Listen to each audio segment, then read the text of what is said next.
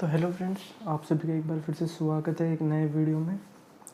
तो आज के इस वीडियो में हम डिफरेंशियल इक्वेशन का सोल्यूशन देखने वाले हैं। डिफरेंशियल इक्वेशन में भी हमारी जो डिफरेंशियल इक्वेशन होगी वो होगी हमारे पास लीनियर डिफरेंशियल इक्वेशन। हम लीनियर डिफरेंशियल इक्वेशन के सोल्यूशन कैसे निकालते हैं वो मेथड हम देखने वाले हैं यहाँ पर। तो जो हमारे पास लीनियर डिफरेंशियल इक्वेशन होती है उसका फॉर्मेट जो होता है हमारे पास, मतलब जिस टाइप की लीनियर डिफरेंशियल इक्वेशन होती है वो होती है हमारे पास form dy/dx plus px y is equals to Q X. ये हमारी लीनियर डिफरेंशियल इक्वेशन की फॉर्म होती है, जहाँ पर हमारे पास पी एक्स और क्यू एक्स होते हैं। ये हमारे पास फंक्शंस ऑफ एक्स होते हैं और ये पी एक्स हमारे वाई से मल्टीप्लाई होता है, इक्वल में क्यू एक्स होता है, और यहाँ पर हमारा डिफरेंशियल कोफिशिएंट होता है dy/dx। तो इस टाइप की डिफरेंशियल इक्वेशन जो होती है, जहाँ पर P x Q x x के फंक्शन होते हैं और इस फॉर्म के अंदर आ रहे होते हैं, उसे हम कहते हैं लीनियर डिफरेंशियल इक्वेशन। तो यहाँ पर हम फर्स्ट ऑर्डर और फर्स्ट डिग्री की बात कर रहे हैं, तो ये linear differential equation of first order first degree है हमारे पास। तो अब इसका सोल्यूशन हम देखते हैं हम कैसे निकालते हैं। तो हम सबसे पहले देखो क्या करते हैं, इसका हमें सोल्यूशन निकालना है तो हम क्या करते हैं, एक आर फंक्शन लेते हैं, उससे हम इस इक्वेशन को मल्टीप्लाई कर देते हैं। तो यहाँ पर हो जाता है r dy/dx plus r p of x y plus r q of x. तो यहाँ पर मैंने इस लीनियर डिफरेंशियल इक्वेशन को एक आर फंक्शन से मल्टीप्लाई कर दिया। तो यहाँ पे भी आर आ गया, यहाँ पर भी आर और यहाँ पर भी आर, आर एच एस और एल एच एस दोनों में आर से मल्टीप्लाई कर दिया। ऐसे हम नाम दे देते हैं इक्वेशन नंबर 1। अब आगे हम इसे और सोल्व करते हैं। अब हम क्या करते हैं, देखो आर फंक्शन को हम वाई से मल्टीप्लाई करके लिखते हैं और इसका डिफ्रेंशिएशन करते हैं। तो ये एक फंक्शन है, ये दूसरा फंक्शन है, तो इन दोनों के प्रोडक्ट का अगर हम डिफरेंशिएशन करेंगे एक्स के रिस्पेक्ट में तो प्रोडक्ट रूल ऑफ डिफरेंशिएशन लगेगा।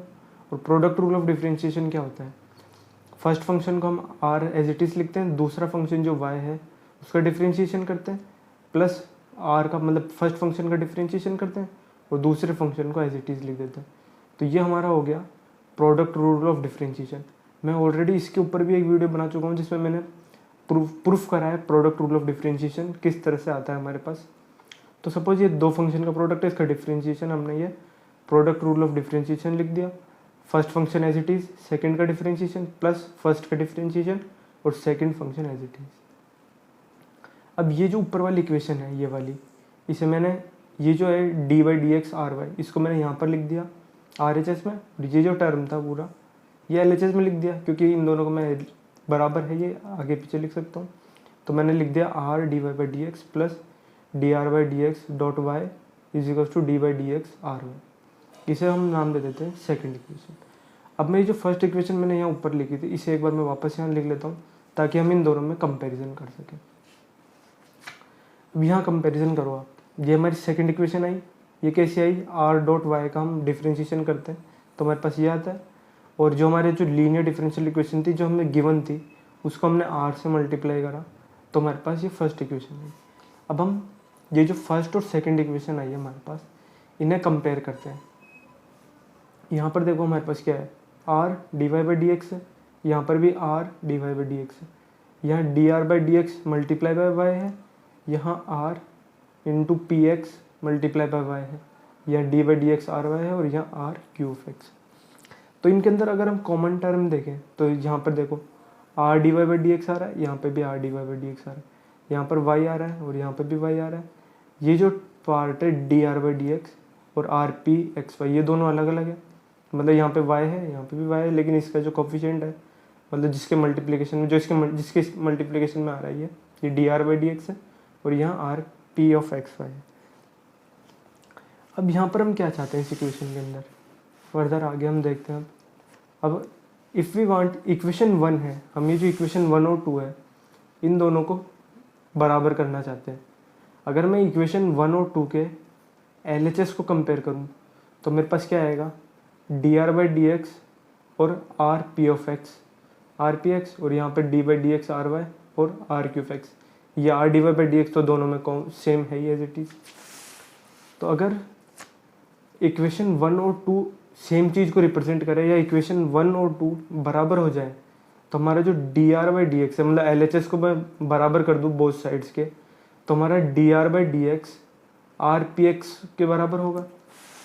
मैंने क्या करा, 1 और 2 के LHS को बराबर कर दिया इक्वेशन को, तो हमारा क्या आया, dr/dx किसके बराबर आया, rpx के। तो अब हम यहाँ से हम r की वैल्यू निकालते हैं। अब एक बार हम यहाँ पे पढ़ते हैं क्या लिखा हुआ है। तो अगर इफ हम इक्वेशन 1 और 2 को बराबर करना चाहते हैं, वही लिखा हुआ है यहाँ पे, तो dr/dx की वैल्यू हमारे पास आएगी rpx, और RHS भी दोनों का बराबर हो जाएगा। तो RHS में हमारे पास क्या था, d/dx ry, वो किसके बराबर हो जाएगा, rqx के। मतलब क्या है, अगर dr/dx इसके बराबर हो गया r इंटू px के, तो ये जो टर्म है d/dx ry ये भी इसके बराबर हो जाएगी, क्योंकि यहाँ पे पूरी इक्वेशन बराबर हो जाएगी। दोनों का LHS हम बराबर कर दें, तो मतलब dr/dx rpx के बराबर हो गया, और ये इसके बराबर हो जाएगा। तो अब हम इक्वेशन नंबर 3 जो है हमारी, उससे हम r की वैल्यू निकालते हैं। यहाँ पे था हमारा dr/dx is equal to rpx, तो यहाँ पर इस r को मैं वेरिएबल सेपरेबल बन रही है हमारी फॉर्म, तो dr/r हो जाएगा यहाँ पर, और ये जो dx है इसे हम राइट हैंड साइड ले जाएंगे, तो ये हो जाएगा हमारा px dx। तो अगर हम यहाँ पर इंटीग्रेशन करें, तो ये हमारा हो गया ln r integration px dx। तो r की वैल्यू जो हमारे पास आ गई, वो आ गई e⁻px dx, और इसे सिंपली हम अगर px dx ना लिखे और सिंपली pdx भी लिख सकते हैं। और ये जो r होता है, यही हमारा इंटीग्रेटिंग फैक्टर होता है, इसे if से लिखते हैं हम, इंटीग्रेटिंग फैक्टर। और ये जो हमारे पास आता है, यहाँ पर देखो p हमारा x का फंक्शन है ओनली, तो ये जो r आता है ये भी हमारा सिर्फ x का फंक्शन होता है। अब फर्दर आगे हम हमारे पास r आ गया है, तो जब r की वैल्यू आ गई हमारी, तो जो RHS साइड थी उससे अगर हम कंपेयर करें, तो जो हमारी RHS थी वो d/dx r इंटू वाई बराबर हो गई rq के। जो इक्वेशन 1 और 2 थी हमारे पास, उन दोनों की राइट हैंड साइड्स भी बराबर हो गई, वो इस इक्वेशन के अंदर हमने r की वैल्यू पुट कर दी। अब r को हम if से रिप्रेजेंट कर रहे हैं, ये हमारी इंटीग्रेटिंग फैक्टर की वैल्यू है, तो मैंने r को if से लिख दिया यहाँ पर। तो d/dx into if/y is equal to if into q. अभी हम बोथ साइड्स हम इंटीग्रेशन कर रहे हैं x के रिस्पेक्ट में, तो यहाँ पर हो गया हमारा d/if/y is equal to integrating factor into q dx। अब यहाँ हम इंटीग्रेशन सोल्व करेंगे, तो हमारे पास लेफ्ट हैंड साइड में बन जाएगा integrating factor into Y is equal to integration of integrating factor into Q of X into D X plus C. और ये जो स्टेप है, ये वाली इक्वेशन, यही हमारा solution of linear differential equation होता है, जहाँ पर आई एफ जो होता है वो हमारे पास होता है, इंटीग्रेटिंग फैक्टर की वैल्यू हमारे पास होती है e⁻ integration P D x. तो हम सिंपली इंटीग्रेटिंग फैक्टर निकालते हैं, पी एक्स हमारे पास गिवन होता है ये फंक्शन में, और उससे यहाँ पे पुट कर देते हैं, और इस इंटीग्रल को हम सोल्व कर लेते हैं, तो हमारे पास इस लीनियर डिफरेंशियल इक्वेशन का जो हमें गिवन है उसका सोल्यूशन आ जाता है। अब हम इसका सोल्यूशन का मेथड देखते हैं हम कैसे निकालते हैं। तो सपोज हमें एक लीनियर डिफरेंशियल इक्वेशन गिवन है इस फॉर्म की, dy/dx plus p y is equal to q. तो हम इसके अंदर सबसे पहले इंटीग्रेटिंग फैक्टर कैलकुलेट करते हैं, वो हमारे पास होता है e⁻ integration P D x, और सिंपली हम integration P D x calculate करते हैं, तो इंटीग्रेटिंग फैक्टर हमारे पास ये हो जाता है। फिर इंटीग्रेटिंग फैक्टर को हम y से मल्टीप्लाई करते हैं इज इक्वल टू में इंटीग्रेशन का सिंबल लगाते हैं, वापस से इंटीग्रेटिंग फैक्टर का मल्टीप्लिकेशन हम q से करते हैं, q हमारे पास यहाँ पर होता है, और उसको x के रिस्पेक्ट में इंटीग्रेट कर देते हैं और प्लस में c लगा देते हैं। अब इस इंटीग्रल को अगर हम सोल्व कर लेते हैं, तो हमारे पास जो इक्वेशन बनती है वो हमारे पास सोल्यूशन होती है। अब एक एग्जांपल देखते हैं हम लीनियर डिफरेंशियल इक्वेशन का।